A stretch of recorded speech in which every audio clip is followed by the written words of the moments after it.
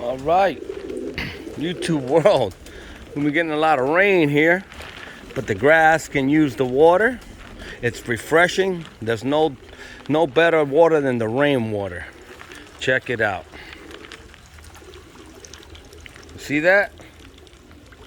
Rain. Rain. Look at that. Rain. But the loft is dry. Look at this. Nice and dry. Birds are cooing.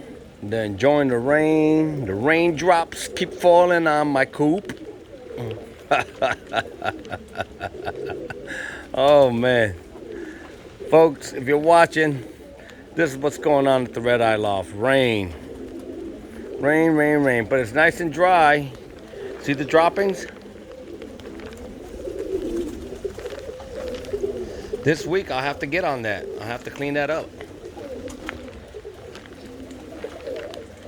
Alright folks, just showing you what the backyard looking like. The grass is growing. I've fertilized. I've had the guys come over and fertilize. That should be really good for the grass. I'm off this.